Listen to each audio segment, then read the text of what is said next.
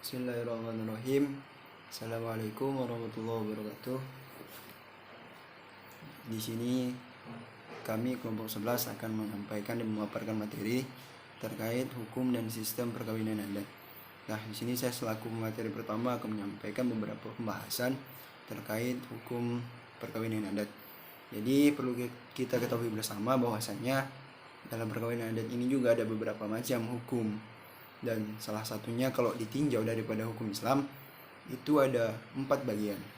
Jadi yang pertama itu hukum menikah itu bisa saja wajib, yang mana pada hal ini bagi orang yang telah mampu untuk menambah ketakwaan dan dikhawatir juga untuk berbuat zina atau perilaku yang tercela lain sebagainya, maka hal ini wajib. Ketika seseorang sudah mampu, siap dan mapan, maka harus wajib menikah ketika sudah mencapai cakupan usia. Terus yang kedua, pernikahan juga kadang bisa ditinjau sebagai sesuatu yang haram. Tentu hal ini dengan alasan bahwasanya bagi orang yang tahu bahwa dirinya tidak mampu melaksanakan hidup berumah tangga, melaksanakan kewajiban lahir dan batin, menunaikan kepenuhan istri, keluarga, anak lain sebagainya, dan hal seperti ini, maka lebih baik ia membujang karena ia tidak bisa mencukupi standarisasi apa yang menjadi kewajiban pernikahan. Selanjutnya, menikah juga bisa menjadi sunnah. Bagi hal ini tentu bagi yang sudah mampu tetapi ia masih sanggup mengendalikan dirinya, masih mampu membatasi dirinya daripada perbuatan haram, maka hal ini juga bisa menjadikan sunnah karena belum menjadi wajib. Terus yang keempat itu ada namanya mubah. Bagi orang yang tidak ada halangan untuk menikah dan dorongan untuk nikah sebelum membahayakan dirinya, maka ia belum wajib menikah dan tidak haram bila tidak menikah. Seperti itu. Terus yang kedua, ada yang namanya persyaratan perkawinan menurut hukum adat. Jadi sini ada beberapa poin.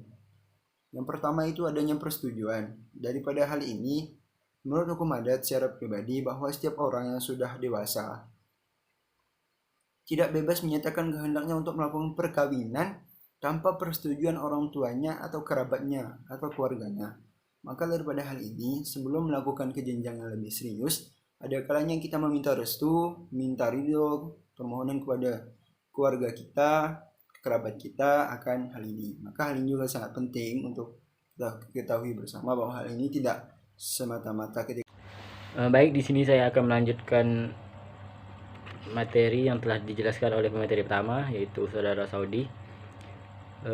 Selanjutnya yaitu batas umur. Hukum adat pada umumnya tidak mengatur tentang batas umur untuk melangsungkan perkawinan. Hal ini berarti hukum adat memperbolehkan perkawinan semua umur. Kedewasaan seseorang di dalam hukum adat diukur dengan tanda-tanda bagian tubuh. Apabila anak perempuan sudah haid atau datang bulan, buah dada sudah menonjol, berarti dia sudah dewasa. Bagi anak laki-laki, ukurannya dapat dilihat pada perubahan suara, sudah mengeluarkan air mani, tahu sudah mempunyai nafsu seks. Jadi bukan diukur dengan umur, karena orang tua di masa lampau kebanyakan tidak mencatat tanggal lahir anak-anaknya, sebab kebanyakan mereka masih buta huruf. Kemudian hukum dan peradilan adat.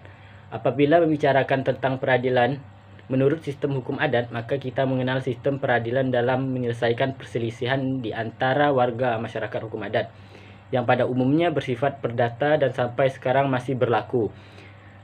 Peradilan adat bersifat insidental, dalam warisan suatu waktu saja bila diperlukan. Sidang adat berupa suatu pertemuan yang dilakukan dan dihadiri oleh para pembuka adat, pemuka masyarakat, dan para wakil dari pihak yang berselisih. Fungsi dan peran dari peradilan adat adalah bersifat mengembalikan keseimbangan yang terganggu dalam masyarakat setempat, dan bukan mencari siapa yang benar atau yang salah, melainkan mencari titik temu yang merupakan kesepakatan antara pihak ke arah perdamaian dan kerukunan. Kasus perselisihan yang diselesaikan secara damai itu berupa perkara-perkara kecil, seperti perselisihan kedudukan adat, sengketa keluarga, kerabat, atau ketetanggaan, sengketa perkawinan dan perceraian, perzinahan, hutang piutang, warisan dan lain-lain yang tidak bawa ke peradilan umum. Sekian, terima kasih. Baiklah, bismillahirrahmanirrahim. Assalamualaikum warahmatullahi wabarakatuh. Saya di sini akan menjelaskan tentang tata cara atau sistem pelaksanaan perkawinan menurut hukum adat. Tata cara perkawinan adat pada suatu perkawinan berakar pada adat istiadat serta kepercayaan yang sudah ada sejak dahulu kala, sebelum agama-agama Hindu, Buddha, Islam, dan juga Kristen masuk ke Indonesia, telah dituruti dan senantiasa dilakukan. Tata cara tersebut sudah mulai dilakukan pada hari-hari sebelum pernikahan serta berlangsung sampai hari-hari sesudah upacara nikah. Tata cara di berbagai daerah di Indonesia juga berbeda sebab dilangsungkannya menurut adat kebiasaan di masing-masing tempat. 1. Upacara perkawinan adat.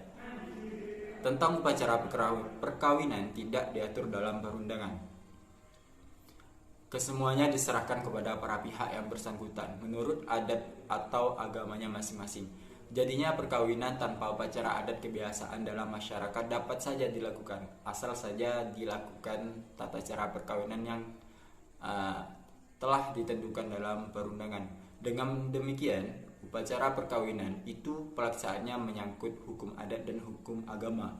Pada umumnya, pelaksanaan upacara perkawinan adat di Indonesia dipengaruhi oleh bentuk dan sistem perkawinan adat setempat dalam kaitannya dengan susunan masyarakat atau kekerabatan yang dipertahankan masyarakat bersangkutan.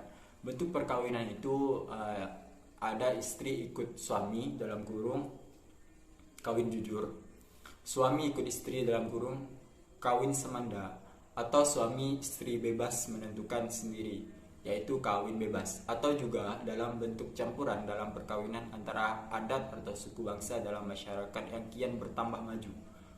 Upacara perkawinan adat dalam segala bentuk dan cara tersebut pada umumnya dilaksanakan sejak masa pertunangan, yaitu dalam kurung pacaran, atau tahap penyelesaian, tahap berlarian, penyampaian lamaran, upacara adat perkawinan,